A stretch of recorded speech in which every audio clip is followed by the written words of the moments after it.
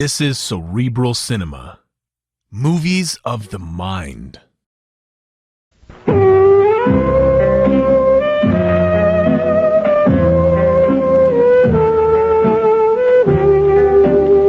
Barrie Craig speaking. I suppose the classic position in which confidential investigators are generally supposed to be found is lurking in a doorway. I was in such a position this particular evening, but I wasn't enjoying it. For one thing, the doorway was drafty. For another, it was raining outside. And for a third, if that's necessary, I hadn't liked the assignment in the first place. All I had to do was wait in the doorway until a man named Sam Jenkins made an appearance. Then go home. The next morning, I'd type up a report to the effect that Sam Jenkins was seen leaving 1012 East 43rd Street at 11:01 p.m. the previous night, and mail it to his business associates. Generally, there's a check in the return mail, all of which is fine, but not especially exciting. Except that sometimes it gets exciting anyway. Am I blocking your view, mister? That would depend on what I was looking at. Let's say the house across the street. It's a large house. I'm a large man. I've noticed that. Well, then why not take a walk down the street? I like it here. Look, mister, why don't you go find yourself a keyhole to peep through and save yourself some trouble? Maybe I like trouble. You figuring on making some for me? Okay. I think I'm going to enjoy this. Enjoy what? Slugs in your stomach? The gun's loaded. I've got a license for it, and I'd be delighted to explain the whole thing to the police. It's your move. You feel pretty brave standing there behind a gun, don't you? Not especially. I just happen to be working, and I don't like interruptions. I'll get in touch with you some other time, wise guy. Please do. Goodbye. The large gentleman moved down the street, turned the corner, and that was the end of it, for the time being. It was a pretty obvious effort to make me stop watching the house opposite, and Jenkins exit therefrom. It hadn't worked, though. At least at the time, I thought it had. By the time a couple of hours had rolled by, I wasn't so sure. The rain had stopped, and the night was getting old. Jenkins was still in the house opposite. He wasn't supposed to know I was following him and reporting to his associates. Up until the time I made my move across the street, I was pretty sure he hadn't known. That didn't explain why he was still in the house. I decided he might just as well find out about me.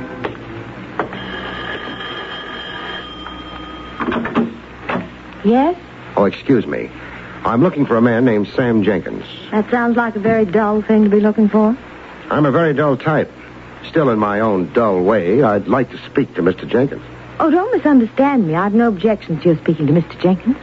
You're making it a little difficult for me to get at him without running over you. That sounds as if you thought he was in my house. He is. You must have a very good reason for thinking so. I have. The best of all possible reasons. I saw him go in 3 1/4 hours ago. The time was 9:43 exactly. He must be a train announcer or something. I mean, who else keeps such careful track of the time? Investigators do. Oh, I see. I don't have a search warrant, Miss... My name is Lynn Wallace. Barrie Craig's mine. Would you like to look at my credentials? Oh, I don't really think so. Okay. As I was saying, I don't have a search warrant, Miss Walters. If I were to force my way into your house, it would be illegal. The licensing board wouldn't pat me approvingly on the head. Does that matter very much to you? Matters a great deal. So I'm not going to force my way into your house. I'm going to figure that you're as bright as you look. I thank you, Mr. Craig. And that therefore you're going to ask me in. Well, at least it's different. What is? Your approach. But it's terribly late. I'm alone in the house.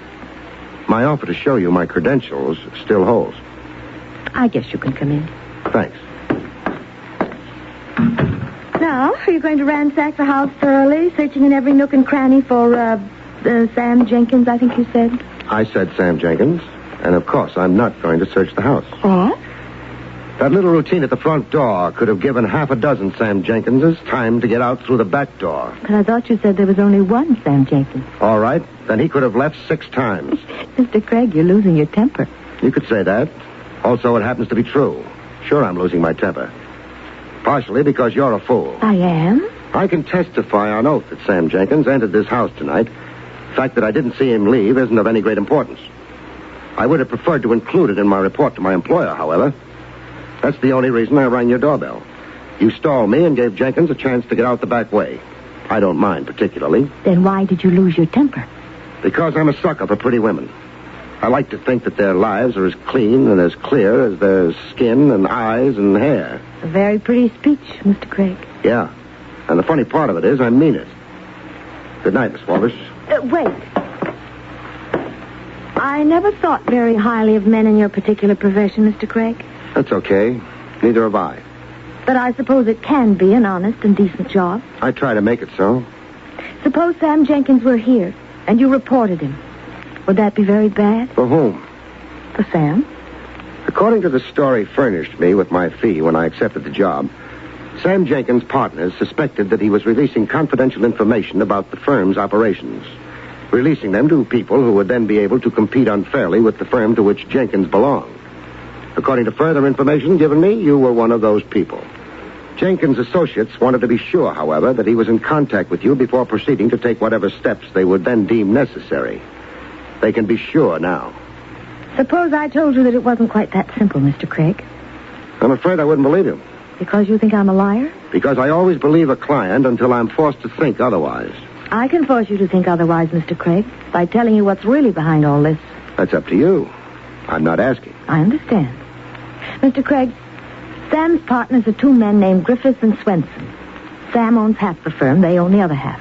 They've been trying for years now to force Sam to sell his half of the partnership and leave the business. They haven't been successful. Maybe that's so. But what difference does it make as far as my report goes?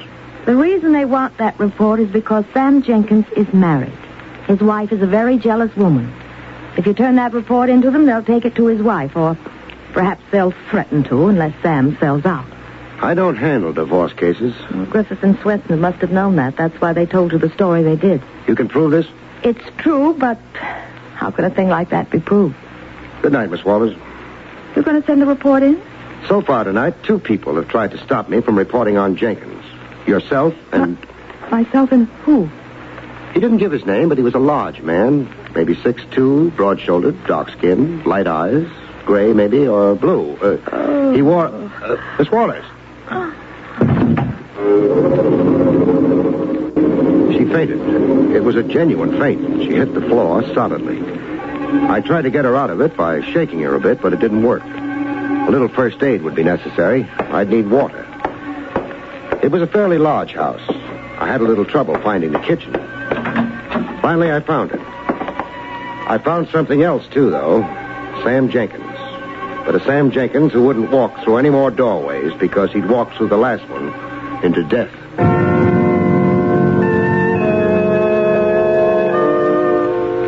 Oh. Here. Try drinking some of this. What? Oh. Thank you. Feel better? I suppose so. I guess I fainted, didn't I? You fainted. Here, let me help you up. Oh. Hey, better grab a chair. Yeah. That was very silly of me. What's his name, the boy with the broad shoulders? You mean Baldwin? Oh, you tricked me into answering that. Is there any reason why I shouldn't know his name? It doesn't have anything to do with anything. Maybe you're right. I got the water you've been drinking in the kitchen. Well, from everything I hear, that's an awfully good place to get water. I ran into something while I was there. Something I hadn't expected. Are you going to complain about my housekeeping? Maybe. I don't think you tidied up as well as you might have. Oh, you're embarrassing me. I think you're the one who ought to call the police, Miss Wallace. They might give you a better break if you did. Call the police about domestic untidiness? Yeah, when that untidiness includes a corpse. I'm not very good at being subtle about things. What are you trying to say? I told you I was in your kitchen. Someone else was there, too. Someone who's going to stay there until he's carried away. Sam? Sam Jenkins, yes. Oh, you must be mistaken. There are a lot of things I could be mistaken about, but they don't include corpses. I don't understand how He was stabbed. I didn't touch the knife, but from what I could see of it, it came from someone's kitchen. I'd say the odds were that it came from yours. She didn't faint again. She just turned white. After a while, she had a look at what was lying on our kitchen floor. Maybe she'd seen the body before, maybe not. She managed to make her phone call, and the police arrived. I wasn't there to greet them, though, because I'd managed to persuade her to furnish me with Mr. Baldwin's first name. It was Frank. She didn't know, or at least she said she didn't know, his address. I went back to my original employer to make my report in person. What is it? Barrie Craig, Mr. Griffiths. Just a moment. What on earth... You've got neighbors. I don't think they'd be interested. I'm sorry. Come in. Thank you. I presume you have something to report, Craig, but isn't your zeal a little excessive? It's 1 a.m. I know it's 1 a.m. And I can't imagine anything being so urgent that it requires waking me at this hour. How about murder? Are you drunk? No. Who was murdered? Your former associate, Sam Jenkins. Well, that's impossible. Why? Did you think he was immortal? No, of course not, but... this is quite a shock to me, Craig. Mind if I sit down? Not at all. I don't understand why it's such a shock, though. You wanted to get rid of him. I don't like the way you put that. Swenson and I were convinced he was selling the firm out. Therefore, we decided to take steps about it, but... Steps short of murder? Would we have employed you if violence was our intention? That's the point. It's probably even a good one. But before I give you the rest of the report, who's Frank Baldwin? Frank? Oh, yes. Well, he was a rather well-known football player at one time. I think he was engaged to marry Lynn Wallace. Nothing ever happened. Since then, he's been around. So far as I know, he hasn't earned an honest dollar since he left school. He's grown a lot, though. Sam Jenkins was found dead in the kitchen of Lynn Wallace's home. Lynn Wallace's home? Then he was seeing her. Your ideas about that seem to have been correct. However, I'd like a little reassurance on one point. What's that? According to Lynn Wallace, the reason you wanted him followed to her place, the reason you wanted me to turn in an official report to that effect, was because Jenkins' wife is insanely jealous. Again, according to Miss Wallace, you were to use that report as a club over Jenkins' head to force him into leaving the firm. Well, this is complete nonsense. Okay. Now, since Jenkins is dead, I don't suppose that there's any further reason you'd want me to stay on in your employ, is there? I suppose not. We'll send you a check in the morning. Fine. And that, of course, means you're not my client anymore, Mr. Griffith. Yes, I suppose that's correct. I think it's fine, because now I can tell you that you're a liar.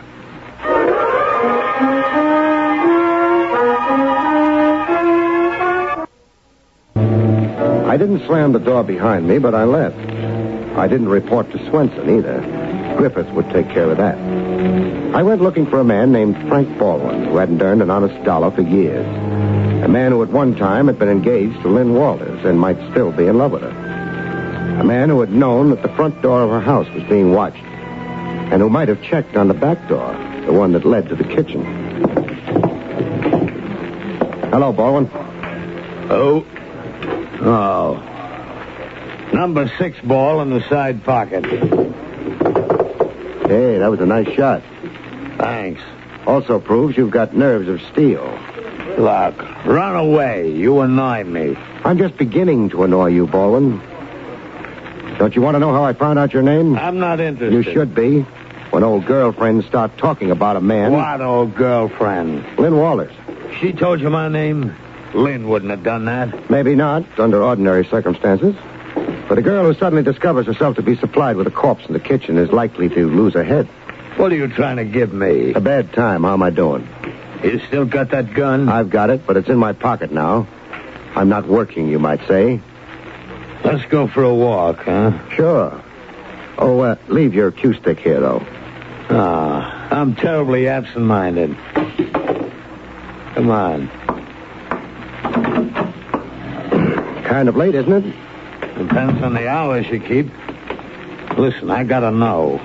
You said something about a corpse in Lynn's kitchen. Who was it? Who do you think? I'm not thinking, I'm asking. Okay, don't get excited. It's no secret by this time. Sam Jenkins. You sure of that? I saw him. There's something wrong. Because there was a corpse, you mean? Or because it was the wrong corpse? I don't think we're going to carry this conversation on any further. I gotta go pay a couple of visits. Okay. But, before you do, Baldwin... Yeah? Have you got any reason to worry about a parked car down the block a bit? A parked car? Why should I worry about it? I don't know, but the motor is idling. The lights are off. Could be waiting for somebody. Maybe you, maybe me. You're just wasting time. My time. So long. So long. Baldwin! Baldwin!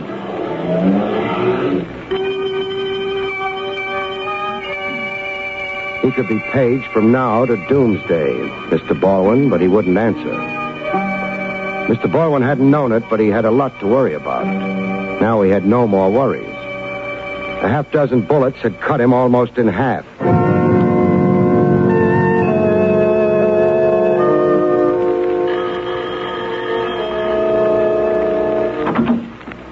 Oh, Mr. Craig. Mr. Craig, mind if I come in? I guess not.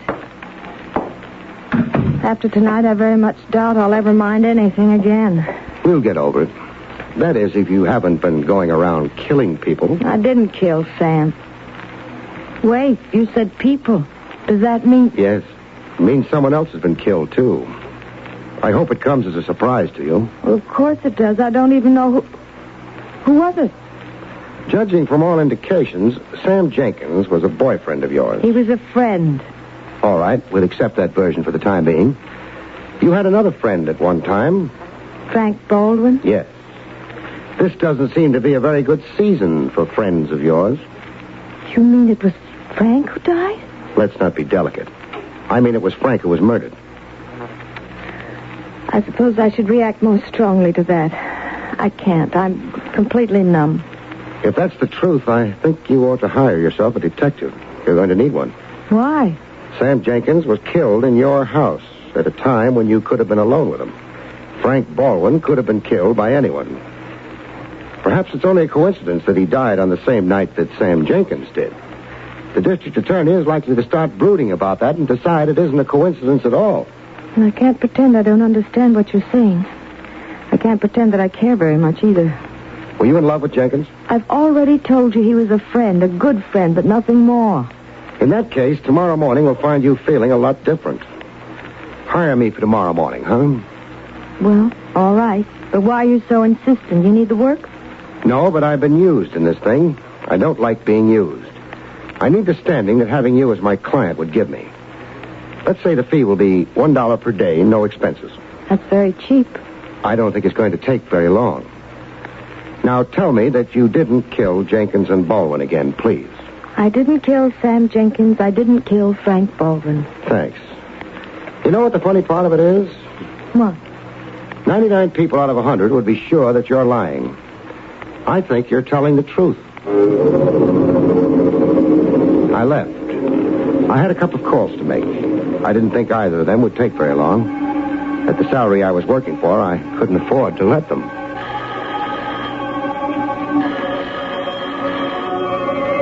Mr. Griffith wasn't at home.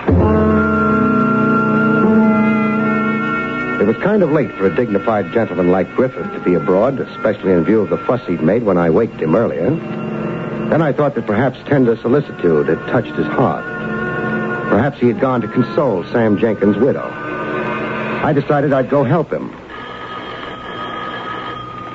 Who's there? The name is Craig, Mrs. Jenkins. What do you want? Among other things, I don't want to be shouting through a shut door. I'm sorry, but it's really quite late. You're still up. I don't think that's of any particular concern of yours. It is. I'm looking for Mr. Griffith. He's not here. Sure he's here. His car is parked out front. Oh, I guess you'd better come in. Thank you. Who is that? Oh, hello, Mr. Griffith. And why did We you... saw your car parked in front. I didn't take my car. I used a taxi. Never mind. Very clever, Craig. Thanks. I don't know exactly what you had in mind coming here. You're not employed by me anymore, you know. I know. Therefore, you're off the case, and... Sorry, I'm not off the case. I've just changed employers. What are you talking about? To be precise and personal, I'm talking about Lynn Walters. Miss Walters hired you? At my suggestion, she did. She got a bargain. What did she hire you to do? To make sure that she doesn't wind up taking the rap for 2 murders, Mr. Griffith. Ah, yes? Are you sure that she didn't commit them? Of course I'm sure. Why? She told me she didn't. This is ridiculous. I suggest you get out of here immediately, Craig. Before you call the police? That's right. If you persist in annoying Mrs. Jenkins and myself... The trouble is, Mr. Griffith, I'm afraid I'm going to have to annoy you a lot more before I leave. Tom, I can't take much more of this after Sam's death and all. Mrs. Jenkins, I don't like to intrude on a lady's grief, but I'm afraid I'll have to. You see, immediately after I terminated my employment with Mr. Griffith, I called him a liar. I don't care what... You'd better. Griffith and Swenson hired me to find proof against your husband. Proof that he was betraying professional secrets to a competitive firm. I watched your husband for a while and found that he went nowhere near any such competitor. I did discover, however, that he was paying visits to Lynn Walters. When I reported this to Mr. Griffith, he was delighted. He wanted me to make a final check and turn in a report. Lynn Walters is not a business firm. Very well, so she isn't. I fail to see why you have to tell us all this. I didn't discover until I was already on the case that this was a matter of domestic relations and possibly divorce. So far as Lynn Walters knew, she thought that my report would be used to blackmail Sam Jenkins into quitting the firm and giving up his interest in it. But since I find Mr. Griffith here, it becomes obvious that that report was to be used in divorce proceedings. Presumably, the idea was to get rid of Jenkins, not only from the firm, but from your life as well. Tom, you do something about this man. Now, look here, Craig. Even if what you say should be true... Thanks for telling me that it is. We come to something else. While I was watching outside Lynn Walters' house, a man named Frank Baldwin came along and made an effort to get me to leave. I didn't budge. Frank Baldwin himself left. Well, that's of no You interest. keep saying that. Why? Because all this is important? I fail to see what can be important about it. Just this. His effort to make me move was intentionally weak. He didn't intend to succeed. Furthermore, he knew who I was, which meant that he had been hired to annoy me, but not to move me from my position. Hired by someone who knew that I was being employed to watch Sam Jenkins. The purpose of his approaching me was to make me think that it was Lynn Walters. But Lynn Walters didn't know that Jenkins was being followed. Neither did Jenkins. I know my business well enough to be sure of that. Are you implying that I hired this man Baldwin? I'm implying that the murder of Sam Jenkins and Frank Baldwin hired him. Why, all this is nonsense. If Baldwin had been hired by the murderer of Sam Jenkins, why did that murderer kill Baldwin, too? For a simple reason, safety. Whoever did the murders was someone who wanted to be very sure of things. Someone who didn't trust legal processes and divorce courts. Someone who didn't trust the hired allegiance of a thug like Baldwin. I thought you were an honest fool, Craig. I'm beginning to think now that you're not a fool, and perhaps not honest. That's why you're waving that gun at me? Yes, I just want to be sure. The murderer wanted to be sure, too. But how sure is she? How sure can she ever be? You mean Lynn Walters did kill Sam? Lynn Walters isn't the only woman in the case. Tom, did you hear what he said? Why, the man's raving. When Baldwin was gunned down, I was within 100 feet of him. He didn't die immediately. Before he did, he had a chance to tell me who had hired him to serve as a red herring. Who had hired him to keep me pinned out in front of the house while she was killing her husband and back. No man could have lived to tell you that with half a dozen bullets in him. How did you know how many bullets he had in him, Mrs. Jenkins, unless you'd shot him yourself? Mr. Griffith, I suggest that you have just captured a dangerous murderer. Keep that revolver on her until the police get here, and, my congratulations.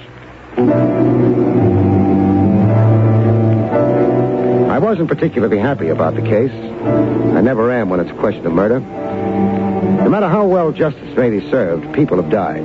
Sometimes unnecessarily and always violently. I felt depressed. I wondered if Lynn Walters felt depressed, too. I decided to go visit her and match depressions. Funny thing, as soon as I decided to do that, I began to feel a lot less depressed.